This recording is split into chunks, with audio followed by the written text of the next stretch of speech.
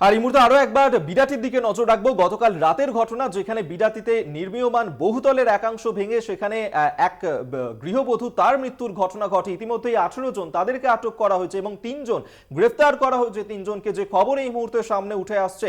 এবং গার্ডেন রিচে কিছুদিন আগেই যে ছবি আমরা দেখেছিলাম, সেখানে যে বহুতল বিপর্যয়ের ঘটনা, সেই ছাই ফের একবার দেখা গেল বিরাটিতে এই যে নির্মীয়মান বহুতল তা অবৈধভাবে তৈরি করা হচ্ছিল, সেক্ষেত্রে কোনো ব্যবস্থা নেওয়া হয়নি, এমনটাই কিন্তু স্থানীয় মানুষজন তারা অভিযোগ করছেন।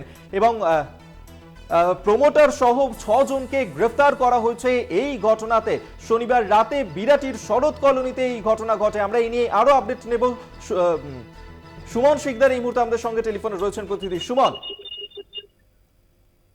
একদম দেখো, গতকাল যে উত্তর দমদম পৌরসভার শরৎ কলোনির যে বিল্ডিং এর একাংশ ভেঙে মৃত্যু যে গৃহবধূর কেয়া শর্মা চৌধুরী, সেই ঘটনায় কিন্তু গতকাল রাত্রে আমরা জানি যে 18 জন শ্রমিককে প্রথমে আটক করা হয় এবং আজ সকালবেলা যে এয়ারপোর্ট থানা সূত্রে খবর যে ইতিমধ্যেই 6 জনকে এই ঘটনায় কিন্তু গ্রেপ্তার করা হলো। তার মধ্যে গৌতম দে, সজীব সেন এবং সৌভিক হালদার, এই 3 প্রমোটারকে তাদের বিরুদ্ধে যেমন মামলা রুজু করেছে এয়ারপোর্ট থানার পুলিশ। এছাড়াও কিন্তু আরো 3 জন, যেমন 2 জন লেবার কন্ট্রাক্টর এবং একজন লেবার প্রমোটার, তাদেরকে কিন্তু গ্রেপ্তার করেছে এয়ারপোর্ট থানার পুলিশ। আজ তাদেরকে বারাসাত আদালতে তোলা হবে।